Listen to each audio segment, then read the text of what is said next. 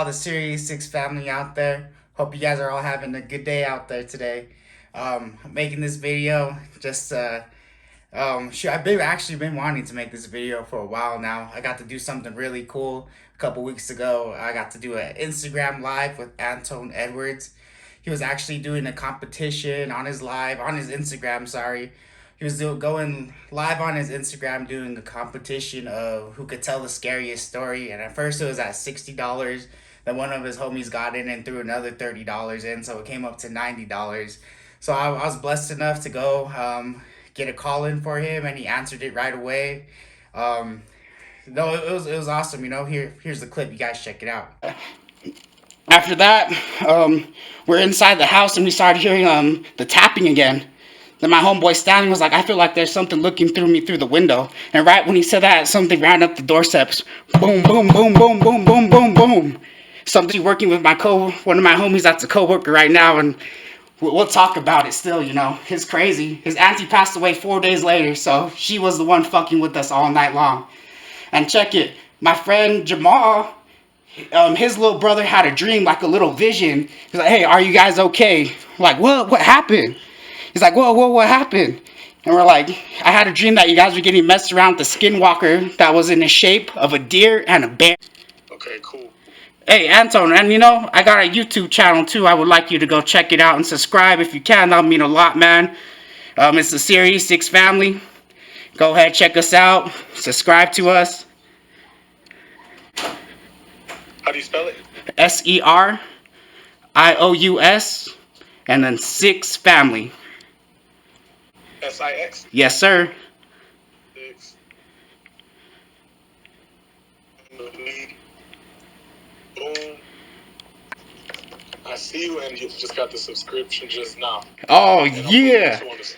All right, awesome, man. I appreciate it. All right, I'm sorry that I was kind of shaking all over the place with the story, but I really thought like he was gonna be cutting me off and telling me to like, all right, I gotta get on to the next one. But it was really cool. He actually sat there, listened through the whole story. He actually listened to everybody's story. He wasn't trying to cut off nobody. He wasn't trying to cut nobody short. He was actually listening, which I thought was pretty cool. He was on live for, I would say, about 3 to 4 hours, and he sat and he listened to, I would say, about 8 or 9 other stories. He gave mine a 9, which I thought was pretty cool. A lot of other people had some pretty cool stories, pretty scary stories, and that's all what Anton really wanted. I'm glad I got to do that Instagram live with him. Never thought I'd be able to. Like I said, he's one guy that I'm really into his music.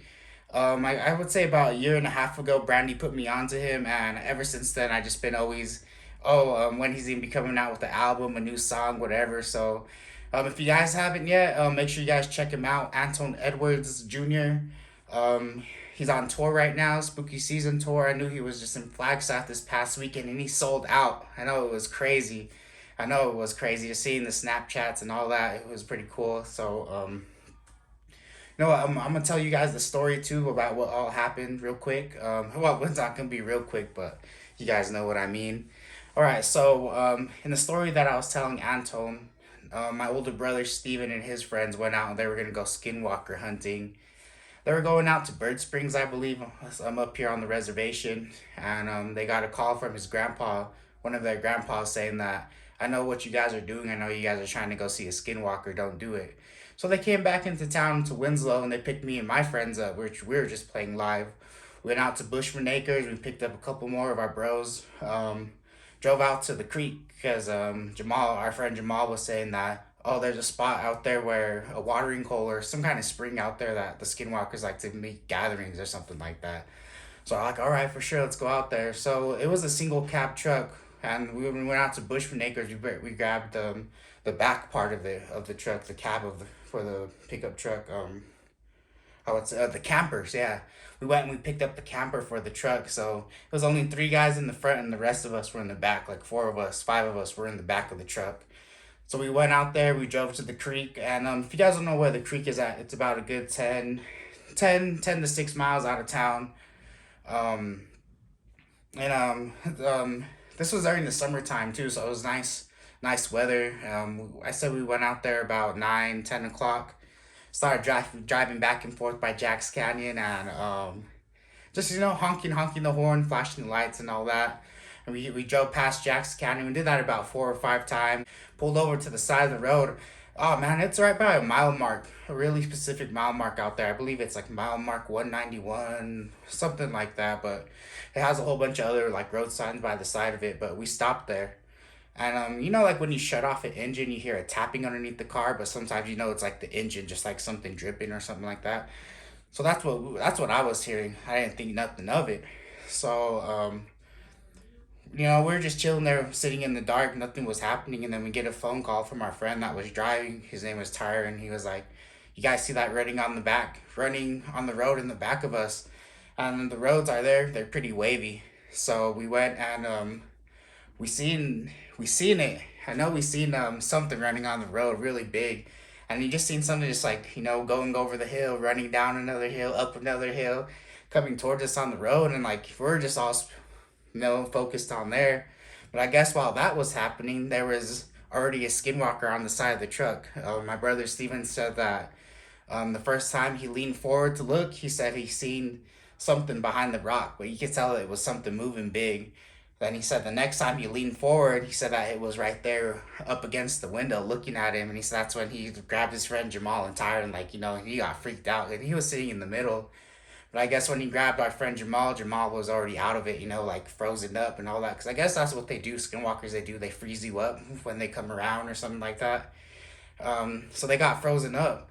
And here, all of us in the back of the truck, we're paying attention to the one that's running towards us. So then our friend Tyron turns on the truck, boom, they take off. We freaking dip out of past that mile mark we're at, we leave. We're driving back into town, and his truck kind of stalls out a little bit. We pull over again. And when they pull over, you can really hear those peyote sounds. You know how the drum's real distinctive, like dunk, dunk, dunk, dunk, dunk, dunk, dunk.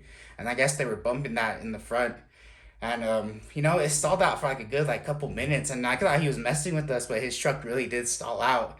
And boom, we took off driving again. And if anybody's not familiar with Winslow, we have 2 Circle Ks. We stopped at the Circle K without pumps.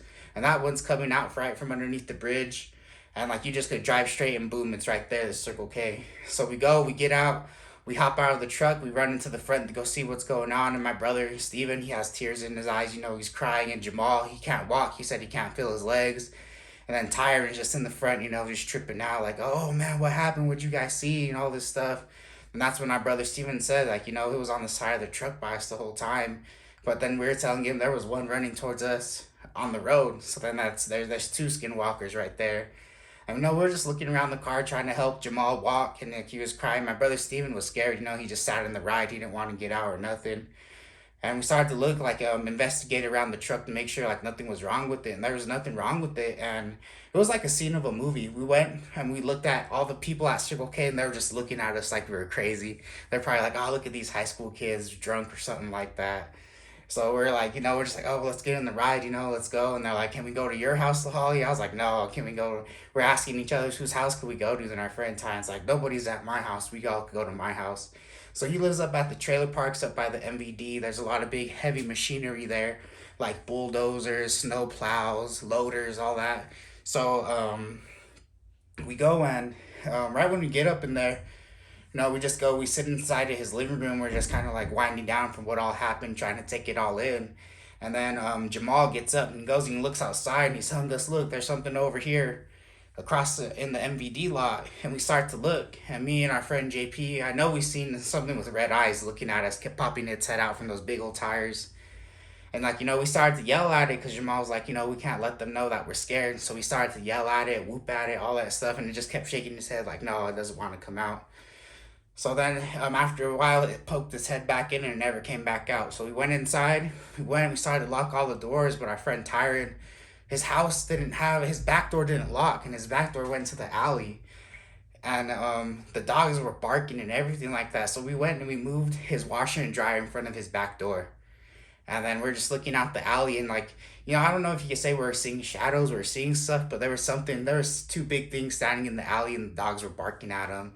So that kind of freaked us out. So then we went, made sure everything was locked. We went and we sat down, and the crazy thing is that Jamal's arm was bleeding.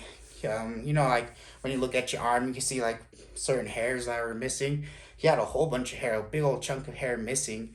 and he was saying he think of something might have ran by him and grabbed his hair or something. So he was bleeding off his arm. He was just like kind of tripping out about it. We were too, and my brother Steven, he just fell asleep for the whole night. He was out for the whole night, and this was probably, I would say, about 12 o'clock or so back at Tyron's house. And after that, we started to just kind of see what's going on. And I know our friend Tyron left to go get our friend Fidel. And when they were gone, my friend Stanley was like, every time I go by the kitchen, I feel like something's watching me. So we're like, oh, well, just stay over here. There's probably most likely something out there in the alley. Dogs are still barking, all this stuff. So then, right when he said that, he came and he sat down. He sat down by my good friend named Roderick. And we just heard something really heavy footsteps run up his steps, my friend Tyron's steps. And he's just like, boom, boom, boom, boom, boom, boom. And it started to bang on the door and try to open. And our friend Tyron, he has a door. He has one of those small, skinny windows in the door, so the window runs all along the side of the door. So that Skinwalker took up the whole window. Just seeing something like all heavy and black up top. When he got down, you can see legs, you can see moccasins, you can see like he had paint or something on him. And then we just got freaked out. We got up, we jumped. We're like, oh, we started yelling and all this stuff, and it just ran off just like real quick. It happened like 5 seconds. Boom, boom, boom, shh, and it took off running. Then it left, and we were all freaked out. Then Fidel and Tyron showed back up, and we told them what happened. They're like, no, we didn't see nothing. We didn't see nobody outside. And this is now, I'd say, about 1 or 2 o'clock. So we start to chill, and we start to tell our friend Fidel what all has happened. And my brother Steven's still asleep on the couch like a little baby. Like nothing, like for real, I just think like something happened to him to make him fall asleep like that, because he didn't wake up for the whole night, nothing. So we told him all what happened, and then you know how they say 3 a.m. is the witching hour and all this stuff. So right when 3 a.m. started, we went and grabbed some knives and all that stuff. We sat in the corner of the living room. We're like, fuck it, unlock the doors, or we're like, forget it, whatever. Unlock the doors. If it comes in, it comes in. We're gonna kill it. We're gonna kill us a Skinwalker tonight. So all of us, we had kitchen knives and everything. We're sitting in the corner of the living room. And we just started to see a lot of shadows. Like we said, we left all the windows unlocked, doors unlocked, because we're kind of tired of it. We're like, man, there's like 8 of us in here and 2 of them, so we're like, let's do it.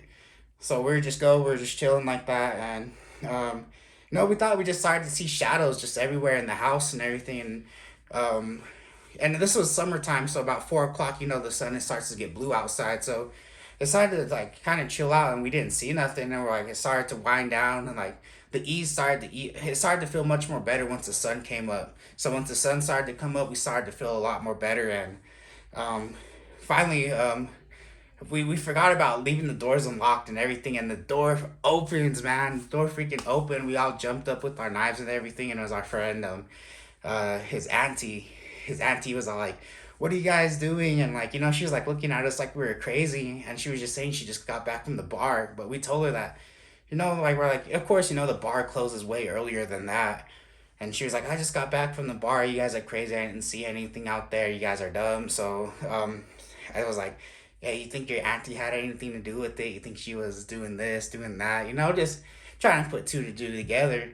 And then my friend was like, no, don't be saying that about her. No, she just got back home from the bar. But like 4 days later or so, how we're talking about it, and we heard that his auntie got really sick and she ended up passing away. So right then and there, it made us feel kind of weird, made us feel kind of scary that that maybe the auntie had something to do with it or not. I'm not saying she did or it was just a coincidence, but yeah, that's what happened. And all summer long, me and my friends, we were just scared. Like, we're all spending the night at each other's house through that whole summer. We're like, I feel like it's outside my window. I feel like it's watching us. And one thing what even made it more crazier is that our friend Jamal's little brother had a dream. He had, I guess, like a little vision of us about what happened. And he was saying that, we were looking for them and they knew it. So that's why they came and they messed with us. And he was saying like in his little dream vision that he had that they were like the size of a bear and an elk. And he said that's why they were so big and that's why they could run so fast. And that's why they followed us all the way from Jack's Canyon all the way up to the MBD over here in Winslow.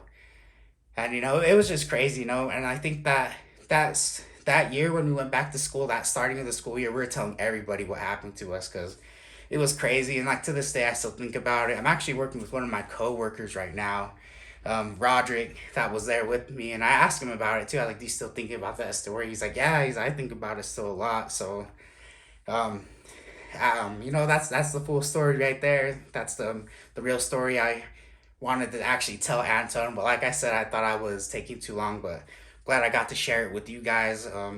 You guys comment down below, tell me what you think. Have you guys ever had any kind of crazy, scary thing happen, run into? I know these stories here out on the reservation are pretty crazy about what stuff that goes on out here. Anybody where else where you're from, different type of reservation down there in Phoenix, up in Utah, just anywhere, comment down below. Let me know if you got a scary story, something like that, or anything that has happened to you too. Um, I want to thank you to Antoine Edwards for letting me be on the Instagram live. He's actually on tour right now. He's actually in Phoenix right now, grand finale, spooky season tour. Seeing the Snapchats and all that looked like a pretty crazy concert. So shout out to Antoine Edwards. Keep doing your thing, man. I know you're gonna make it up there big. I know it. I know it, man. It's gonna come. Um, Thank you for all the support. Thank you for all the new subscribers. Let's go ahead and get that 1K. So if you're new, hit the subscribe button and let me be the first to welcome you to the Series 6 family. The support means a lot from you guys. Everybody stay safe out there. Keep washing your hands and keep wearing that mask. Let's stop this COVID and let's get it back to normal. Thank you guys all once again. And Series 6 family out.